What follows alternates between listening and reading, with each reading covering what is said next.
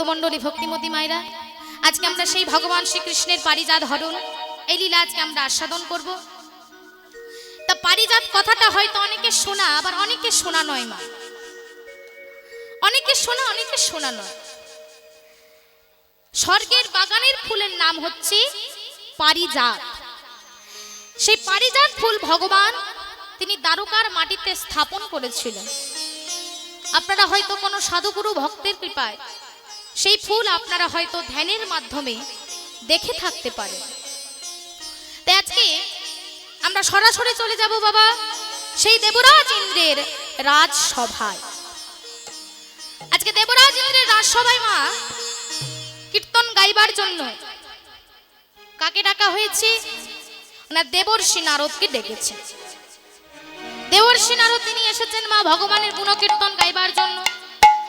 এত সুন্দর তিনি গান গাইলেন, এত সুন্দর হরিনাম করলেন যে দেবরাজ ইন্দ্র তার মন বাবা আনন্দে আনন্দে ভরে গেল। তিনি যখন গান করে চলে যাবেন তখন সে দেবরাজ ইন্দ্র পেছন থেকে ডেকে যাই যাই যাই যে, আরে আপনি চলে যাচ্ছেন কেন? দাঁড়ান দাঁড়ান দাঁড়ান দাঁড়ান, আরে বাবা আপনাকেই বলছি আপনি একটু দাঁড়ান। দেবর্ষি নারদ তিনি দাঁড়িয়ে পড়লেন, বলেন কিছু কি বলছেন নাকি আপনি? বলেন হ্যাঁ, আপনি এতক্ষণ ধরে গান গাইলেন আমার আসরে, আমার এই রাজসভায়, তা আপনি এত সুন্দর গান গাইলেন তার জন্য তো কিছু অর্থ, কিছু টাকা পয়সা, কিছু প্রসাধন, কিছু তো একটা বলুন, আপনি কি নেবেন? আপনি যা বলবেন আজকে আমি আপনাকে তাই দেব। দেবর্ষি নারদ হাত জোড় করে বলছে, আগে না, আমার কিছু লাগবে না। সে কি কিছু নেবেন না মানে? আরে বাবা আমার রাজসভায় এসেছেন, আর এখানে বিনে পয়সায় গান করে গেলে তো সেটা তো একটা প্রেস্টিজের ব্যাপার হয়ে যাবে না, যে দেবরাজ ইন্দ্রের রাজসভায় গিয়েছিলাম আর বিনে পয়সায় গান করে চলে এলাম। এটা তো শুনতেও একটু বাজারে খারাপ লাগবে। তা আপনি বলুন কি নেবেন? আপনি যা বলবেন আজকে আমি আপনাকে তাই দেব।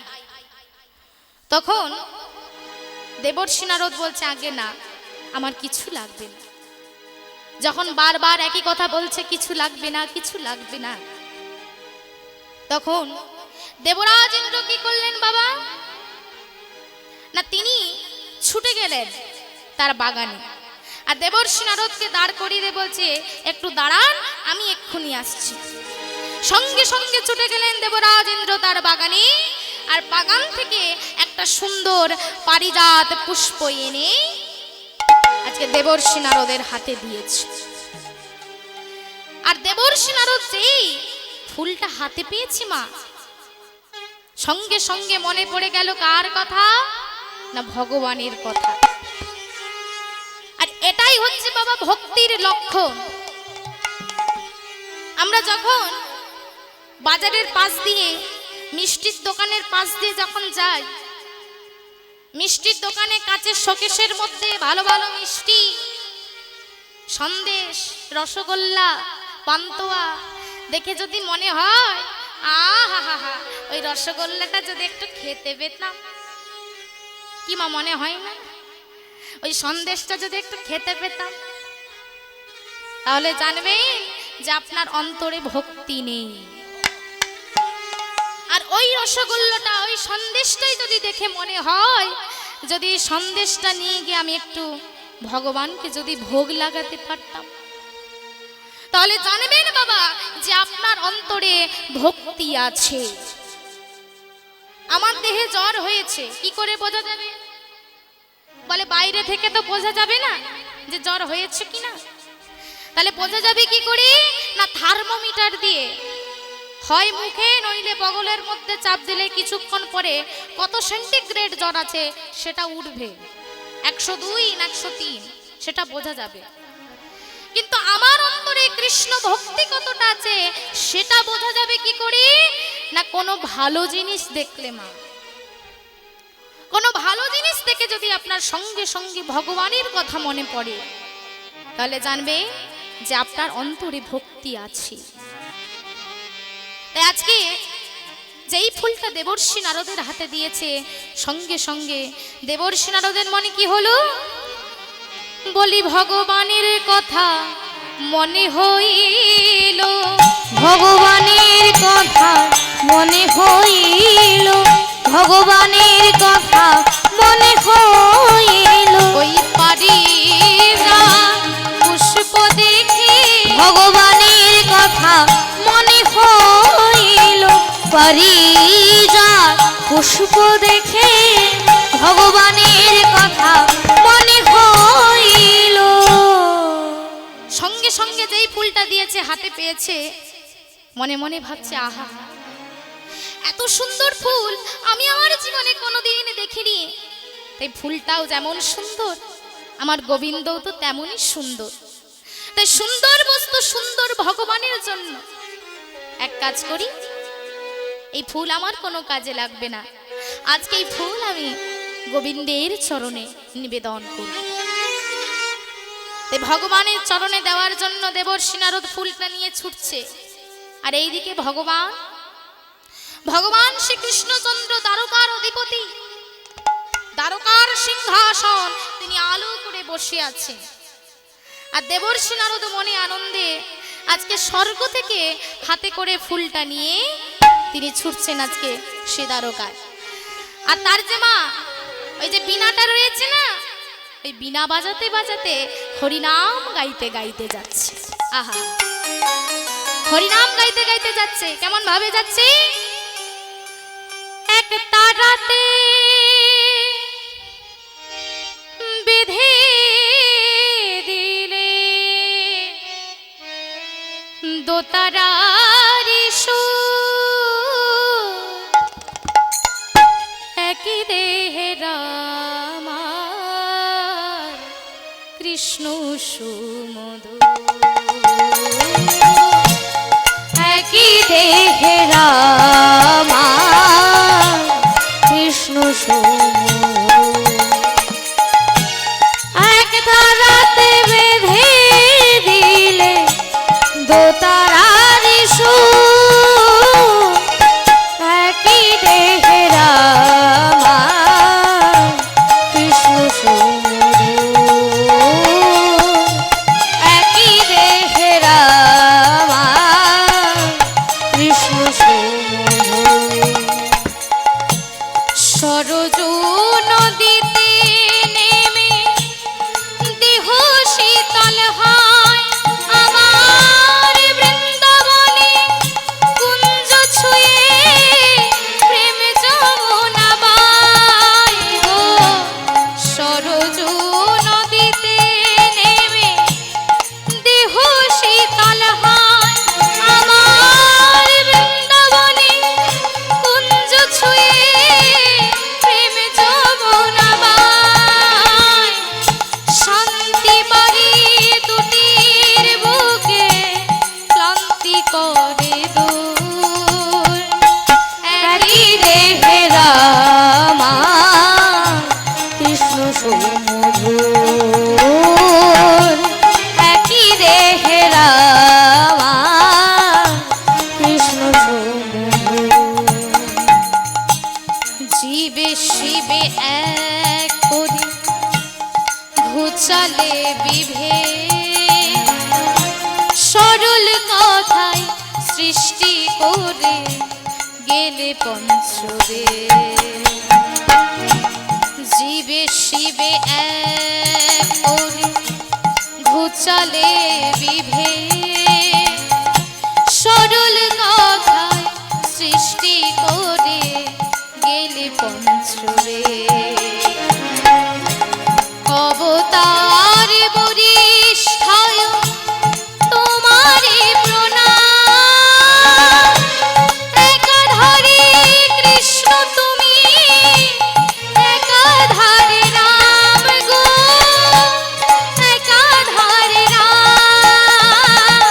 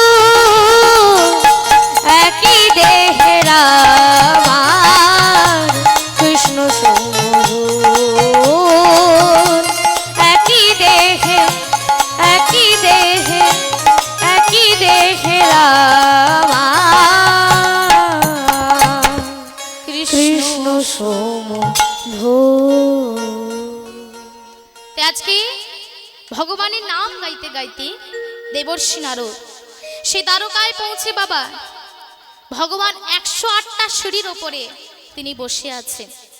আর দেবর্ষি নারদ সেই সিঁড়িগুলো উঠতে উঠতে উঠতে উঠতে ভগবানের চরণের কাছে পৌঁছে ভগবানের চরণে সেই ফুলটা নিবেদন করেছে। আর যেই ফুলটা দিয়েছে সঙ্গে সঙ্গে গোবিন্দ মা তিনি সেই ফুল তিনি ডান হাত দিয়ে তুলে নিলেন। নারদ, এ তো পারিজাত পুষ্প, তুমি কোথা থেকে পেলে নারদ? নারদ মুনি বললেন, নারায়ণ নারায়ণ ঠাকুর, আসলে আমি গিয়েছিলাম ওই দেবরাজ ইন্দ্রের রাজসভা কীর্তন করতে। ও তাই নাকি? তা ঠাকুর, সেখানে আমার কীর্তন শুনি দেবরাজ ইন্দ্রের খুব ভালো লেগেছে, তাই আমাকে আর কি দেবে? তার ওই বাগানের ওই সুন্দর ফুল পারিজাত ফুল আমাকে উপহার দিয়েছে।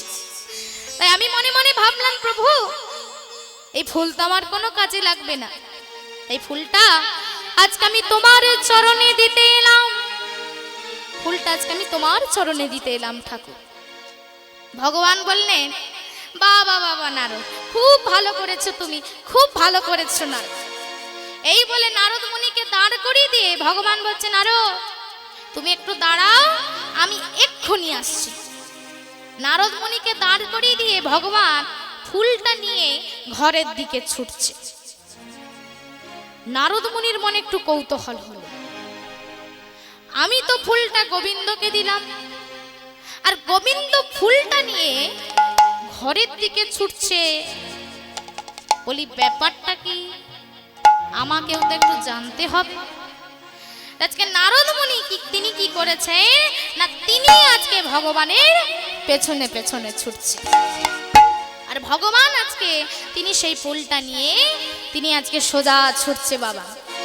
আজ পুষ্প লয়ে শ্রী গোবিন্দ চলিল ধাইয়া, পুষ্প লয়ে শ্রী গোবিন্দ চলিল ধাইয়া, পুষ্প লয়ে শ্রী গোবিন্দ চলিল ধাইয়া, চলে যা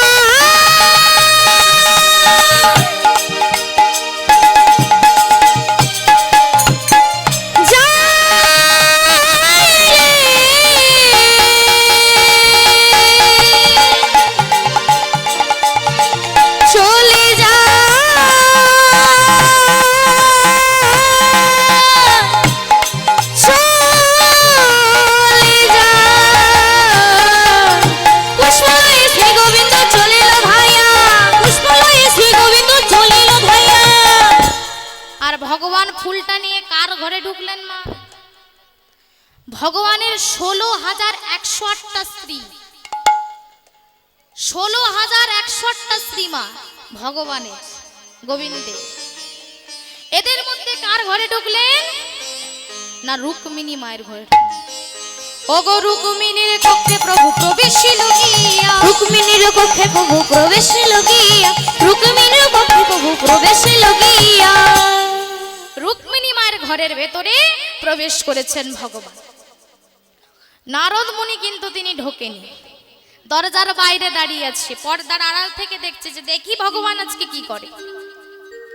ভগবান গিয়ে ফুলটা আজকে নিয়ে রুক্মিণী মায়ের কাছে গিয়ে বলছে, রুক্মিণী তোমার অনেক দিনের ইচ্ছে, তুমি আমায় বলেছিলে যদি কোনোদিন আমি পারিজাত ফুল পাই সেটা নিয়ে এসে আগে আমি তোমাকে দেব। তো দেখো রুক্মিণী, আজকে আমি ফুল পেয়েছি, এই নাও রুক্মিণী, তুমি এই ফুলটা নিয়ে নাও। রুক্মিণী দেবী বললেন, প্রভু হে প্রাণনাথ, হে স্বামী, আমি তো এখন চুল বেঁধেছি, তুমি আমার এই খোপার মধ্যে ওই ফুলটা তুমি আমায় লাগিয়ে দাও। ভগবান কি করলেন না, পারিজাত ফুলটা নিয়ে রুক্মিণী মায়ের খোপার মধ্যে লাগিয়ে দিয়েছে। আর এই পুরো ঘটনাটা দেখেছে কে মা, নারদ মুনি। নারদ মুনি মনে মনে ভাবছে, আচ্ছা তাহলে এখানে তো একটা চক্রান্ত করতে হবে, চক্রান্ত করলে তো না করলে তার মজাটা লাগবে না আর কি।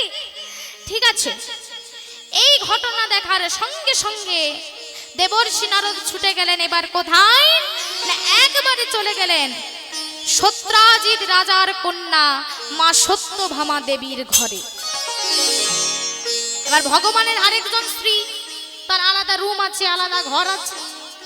এবার সেই ঘরে মা সত্যভামা দেবী তিনি চুন আঁচড়াচ্ছিলেন মা।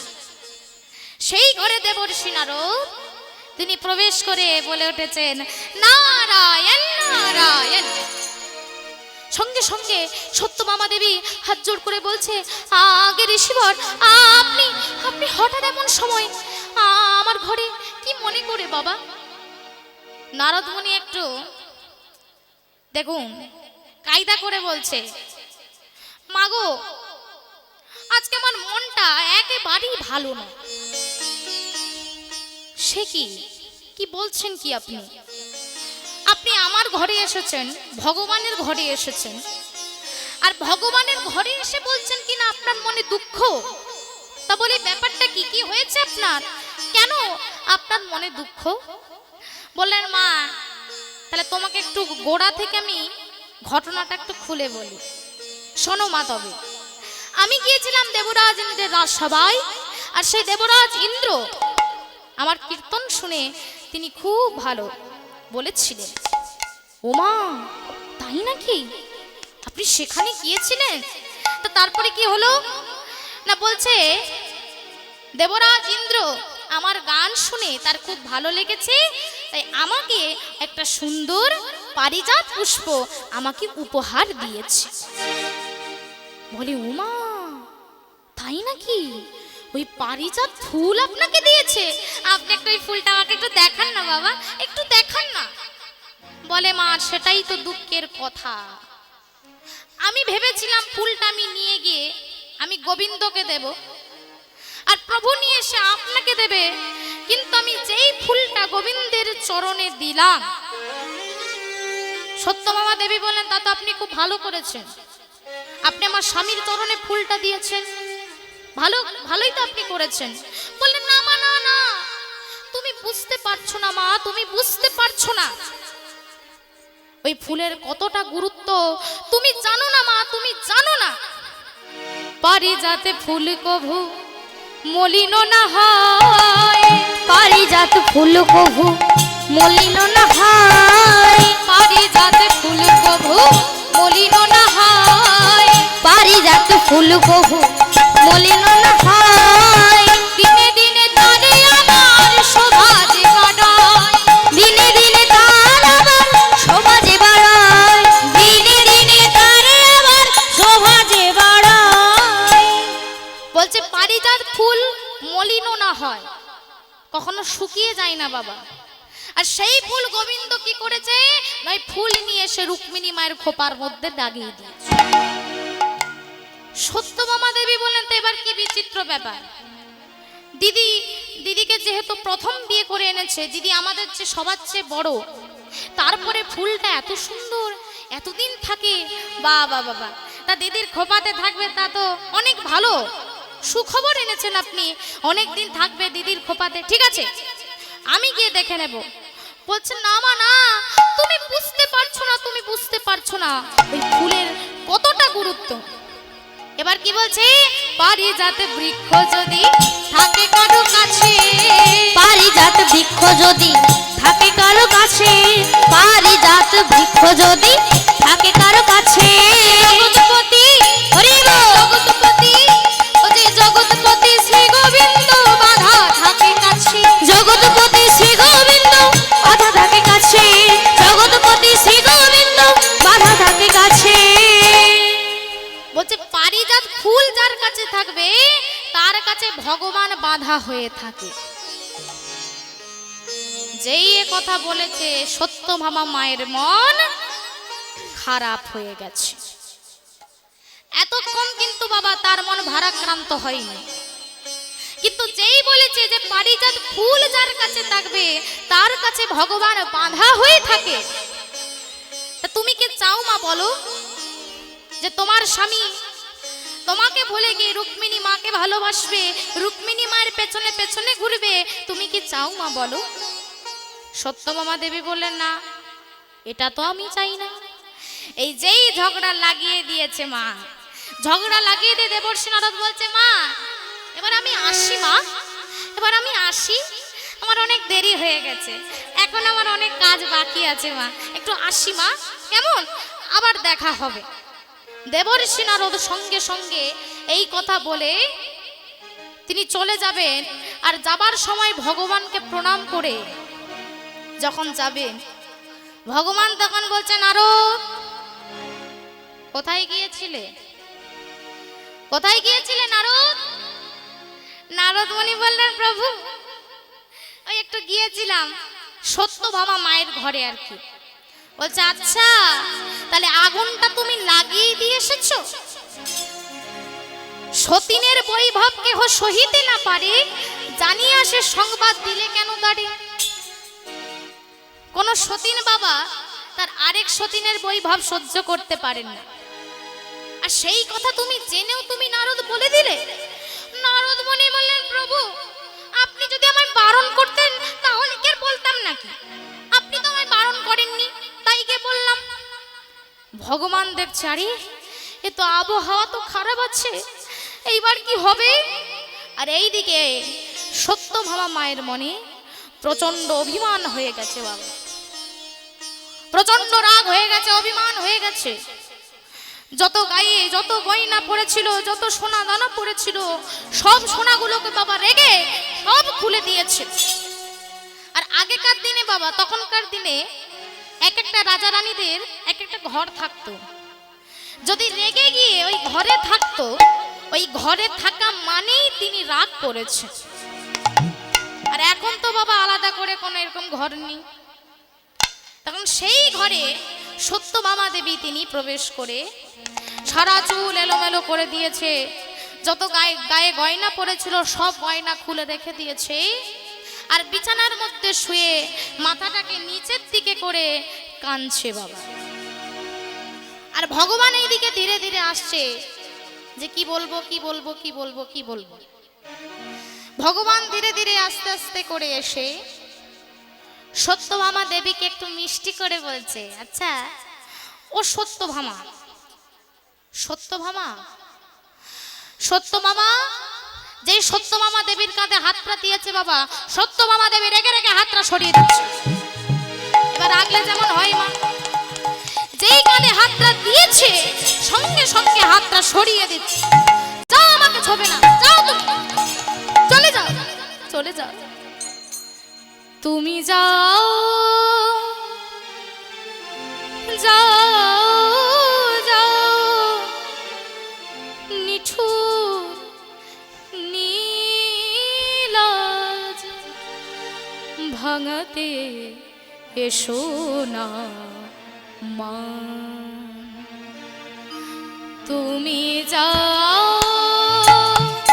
যাও, যাও, নিঠুর নীলাজ ভাঙাতে এসো না মা। চলে যাও, চলে যাও কৃষ্ণ, তুমি চলে যাও, চলে যাও।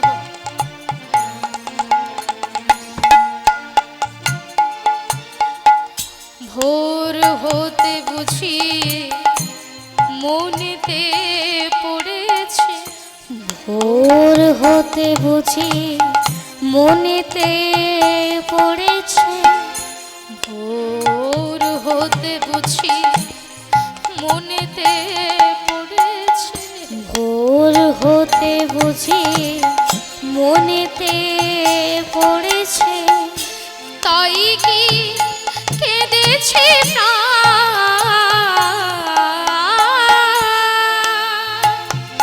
তুমি যাও, যাও, যাও, চলে যাও, নিঠুর নীলাজ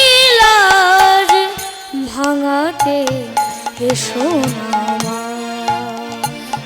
চলে যাও কৃষ্ণ, তুমি চলে যাও,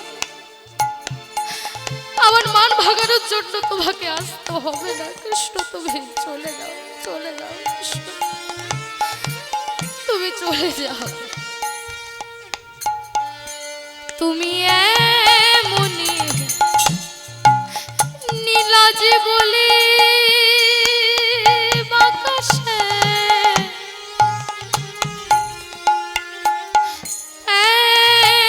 এমনি নীলাজ বলে বাকাশে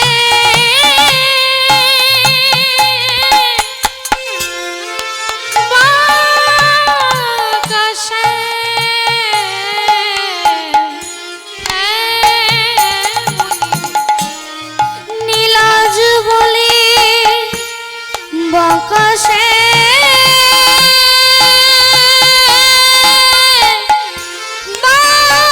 বাকাশে এমনি নীলাজ বলে তোমার নাম কালা এই গোকুলে তুমি মুখে বলো শুধু ওই রাধারি কান্ত তুমি মুখে বলো তুমি মুখে বলো রাধারি কান্ত এই বুঝি তার প্রমাণ ভোর হতে বুঝি মনেতে পড়েছে বলো কৃষ্ণ বলো ভোর হতে বুঝি মনেতে পড়েছে তাই কি কেঁদেছে প্রাণ তুমি যাও যাও চলে যাও, চলে যাও। নিঠুর নীলাজ ভাগাতে এসো আমার তুমি যাও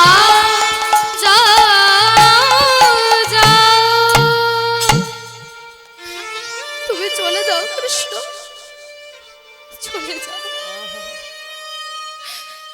আমার মান ভাঙানোর জন্য তোমাকে আসতে হবে না চলে যাও কৃষ্ণ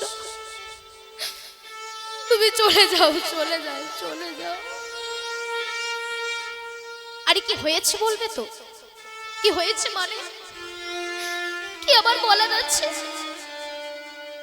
সত্যি করে বলো তো হে প্রাণনাথ হে স্বামী তুমি সত্যি করে বলো দেবরাজ ইন্দ্র একটা পারিজাত ফুল দেবর্ষি নারদকে দিয়েছিল আর দেবর্ষি নারদ সেই ফুলটা এনে তোমাকে দিল আর তুমি কি করলে তুমি সেই ফুলটা নিয়ে গিয়ে তুমি দিদি রুক্মিণীকে দিয়ে দিলে কেন তুমি আমাকে দিলে না বলো বলো কৃষ্ণ তুমি কেন দিলে না আমাকে বলো আপনারা তো মনে মনে ভাববেন যে সত্যি তো ভগবানের কি শুধুই রুক্মিণী মায়ের কথাই মনে পড়ল ভগবান তো কখনো পক্ষপাত করে না মা ভগবান যেমন অর্জুনকেও ভালোবাসে ভগবান তেমন দুর্যোধনকেও ভালোবাসে ভগবানের ভালোবাসার মধ্যে কোনো পার্থক্য নেই ভগবান নিজ মুখে বলেছে যারা আমাকে চায় আমি তাকে চাই আর যারা আমাকে না চায় আমি তাকে না চাই তাহলে আমরা আমাদের সমাজে বিভিন্ন শ্রেণীর মানুষ বিভিন্ন পদের মানুষ দেখে থাকি বাবা সে কিন্তু তাদের দলের লোককে ভালোবাসে অপর সম্প্রদায়ের অপর দলের লোককে না ভালোবাসতেও পারে কিন্তু ভগবানের ক্ষেত্রে সেটা সত্য নয় ভগবান বলেছে যারা আমাকে চায় আমি তাকে চাই তাহলে আপনারা চাইলেও তিনি চাইবেন আমি চাইলেও তিনি চাইবেন কিন্তু আমাদের চাওয়া পাওয়ার মধ্যে পার্থক্য আছে বাবা আমি ভগবানকে কি জন্য ডাকি আগে সেটা ভাবতে হবে আমি আমার একতলা বাড়ি দুতলা করবার জন্য ভগবানকে ডাকি না আমি আমার মেয়ের বিয়ে দেওয়ার জন্য ভগবানকে ডাকি না আমি আমার ছেলের চাকরি হওয়ার জন্য চাকরি পাওয়ার জন্য ভগবানকে ডাকি, আগে সেটা ভাবতে হবে যে আপনি ভগবানকে কতটা ভালোবাসেন। আপনি ভগবানকে ভালোবেসে ডাকছেন না ভগবানকে স্বার্থে ডাকছেন, আগে সেটা ভাবুন। নিজের মনে মনে সেটা বিচার করে দেখুন। তাই ভগবান বললেন যারা আমাকে চাই আমি তাকে চাই। তখন দেবর্ষি নারদ বলল, আচ্ছা তাহলে যে তোমাকে চাই তুমি যদি তাকে চাও তাহলে বলো তো গোবিন্দ, মনে আছে তোমার ওই কুরুক্ষেত্র যুদ্ধ শুরু হওয়ার আগে দুর্যোধন বলেছিল তোমাকে তুমি আমার দলে থাকবে, অর্জুনও বলেছিল তুমি আমার দলে থাকবে, তাহলে তখন তুমি কি করেছিলে? ভগবান কি করে সমস্যা সমাধান করবে বাবা? বলছে শোনো শোনো শোনো তোমরা, দুর্যোধন তুমিও শোনো, অর্জুন তুমিও শোনো। আগামীকাল সকাল বেলায় আমি ঘুম থেকে উঠে আমি আগে যার মুখ দেখব আমি তার পক্ষে যাব।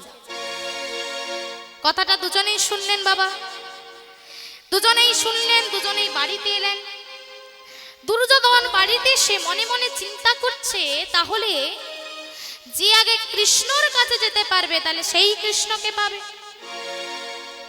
আর এইদিকে দুর্যোধন মনে মনে ভাবছে ঠিক আছে তাহলে আজকে আমি সারা রাত্রি ঘুমোবো না, আমি সারা রাত্রি আজকে ঘুমোবো না। আর এইদিকে অর্জুন এসে তিনি ঘুমিয়ে পড়েছে। দুর্যোধন দেখছে যে কখন ভোরটা হচ্ছে, দেখতে দেখতে যখন ভোর 3:30 বাজে, দুর্যোধন সুন্দর পোশাক পরেছে, দামি পোশাক পরেছে, দামি জুতো পরেছে, মাথায় তেল দিয়েছে, চিরুন দিয়ে আঁচড়েছে, চিরুনি দিয়ে সুন্দর করে সেজে আজকে দুর্যোধন যাচ্ছে বাবা। আর ভগবান যেখানে শুয়ে আছে মন্দিরে, সেই মন্দিরের বাইরে জুতো দুটো খুলে যেই ভেতরে প্রবেশ করেছে চিৎকার করে বলে উঠেছে, একই এই কৃষ্ণের না কোনো কাণ্ড কেন নেই? আমি যে আসবো আমার জন্য একটা চেয়ারও রাখেনি, একটা আসনও রাখেনি, একটা মাদুরও পর্যন্ত বিছিয়ে রাখতে পারেনি। তা আমি যে আসবো আমি কি এখন দাঁড়িয়ে থাকবো নাকি? কখন কৃষ্ণের ঘুম ভাঙবে আর কখন সে আমার দিকে তাকাবে? তো মহা মুশকিল রে বাবা, কি হবে এবার? কোথায় বসবো, কোথায় বসি, কোথায় বসি, কোথায় বসি, কোথায় বসি? হঠাৎ খুঁজতে খুঁজতে দেখছে একটা জায়গা ফাঁকা রয়েছে। ভগবান যে মাথাটা বালিশের উপরে মাথাটা রেখেছে না, ওই বালিশের পাশে একটু জায়গা ফাঁকা আছে। ভগবান কি করলেন? দুর্যোধন কি করলেন না বাবা, ওই ভগবানের মাথার পাশে গিয়ে বসেছে। আর দেখতে দেখতে দেখতে দেখতে এইদিকে ভোর হয়ে গেছে মা। ধীরে ধীরে সূর্য উদয় হচ্ছে, পাখি ডাকছে, সঙ্গে সঙ্গে ধড়পড় করে অর্জুন বিছানা ছেড়ে উঠে দেখছে হায় হায় ধীরে ধীরে সূর্য উদয় হচ্ছে, পাখি ডাকছে, তাহলে আমি তারে কৃষ্ণকে পাবো না। হায় হায়, আমি ঘুমিয়ে পড়েছিলাম বলে আমি কৃষ্ণকে হারিয়ে ফেললাম, আমি কৃষ্ণকে হারিয়ে ফেললাম, আমি তার কৃষ্ণকে পাবো না। এই বলে সঙ্গে সঙ্গে দুর্যোধন অর্জুন আজকে বিছানা ছেড়ে উঠে কোন রকমে একটা ধুতি পরে, দামি পোশাকও পরতে ভুলে গেছে, দামি জুতোও পরতে ভুলে গেছে, কোন রকমে একটা ধুতি পরে অর্জুন ছুটতে ছুটতে যাচ্ছে। আর ছুটতে ছুটতে যেই মন্দিরের কাছে এসে যেই দুর্যোধনের দুটো জুতো দেখেছে বাবা, সঙ্গে সঙ্গে থমকে দাঁড়িয়ে গেছে।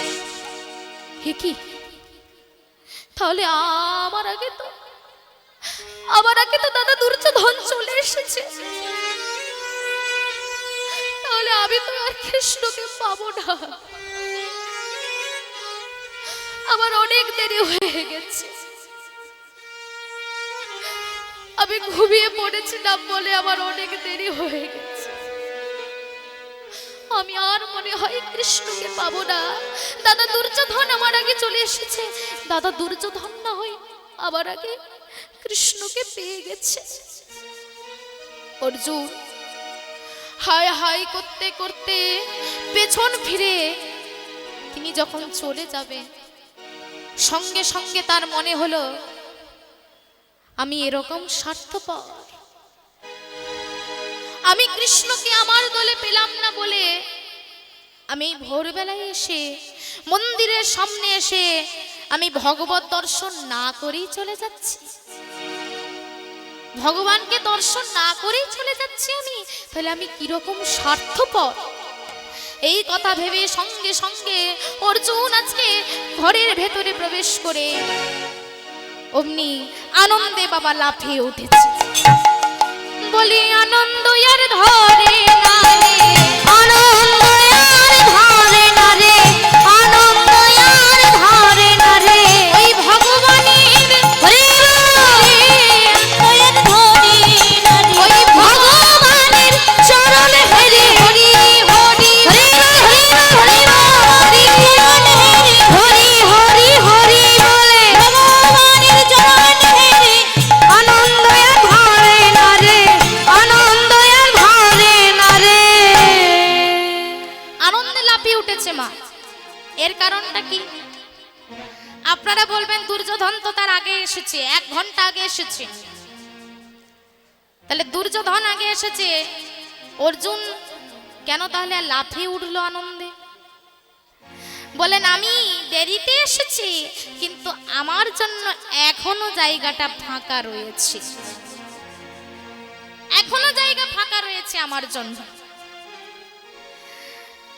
কোথায় না ভগবান যে চরণটা রেখেছে বাবা, সেই চরণের পাশে একটু জায়গা ফাঁকা রয়েছে। অর্জুন গিয়ে সোজা একেবারে ভগবানের চরণের পাশে বসেছে বাবা।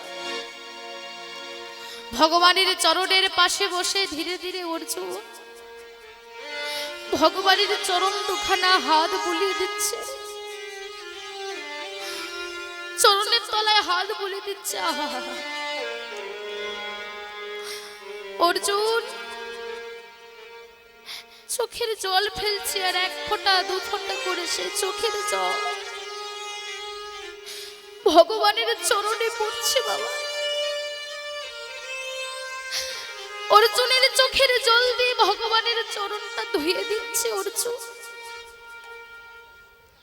চরণে হাত বুলিয়ে দিচ্ছে। আর এমন সময় ওই দুর্যোধন বাবা তাহলে কেন ওই জায়গায় বসলো না? দুর্যোধন তো ওই জায়গায় বসতে পারতো, ভগবানের চরণের পাশে তো জায়গা ছিল, তাহলে দুর্যোধন কেন ওই জায়গায় বসলো না? কারণ দুর্যোধন জানে ও গোয়ালার ছেলে, কৃষ্ণের বিদ্যা বুদ্ধি কিছু নেই, মাঠে ঘাটে গরু চড়ায়, আমি ওর চরণের কাছে বসবো, আমার কি কোনো প্রেস্টিজ নেই নাকি? এই অহংকার, এই অভিমান, তাই আজকে দুর্যোধন বসেছে মাথার কাছে, অর্জুন বসেছে আজকে পায়ের কাছে, চরণের কাছে, ভগবানের চরণের কাছে বসেছে। এবার মায়েরা বাবার আপনারা একটু বলুন তো, একটু ভেবে বলবেন, ধরুন আপনি ঘুমিয়ে রয়েছেন, আপনার মাথার কাছে একজন কেউ বসেছে আর আপনার পায়ের কাছে একজন কেউ বসেছে, বলুন তো মা, আপনি যখন চোখটা খুলবেন, যখন প্রথম চোখটা খুলবেন, তখন আপনি তো আর এইরকম করে তাকাবেন না, আপনি চোখটা খুলবেন সোজা তাকাবেন। তা ভগবান যদি প্রথম চোখটা খোলে, ঘুম থেকে যখন ওঠে, যদি চোখটা খুলে আগে কাকে দেখবে? কি বাবা, কাকে দেখবে?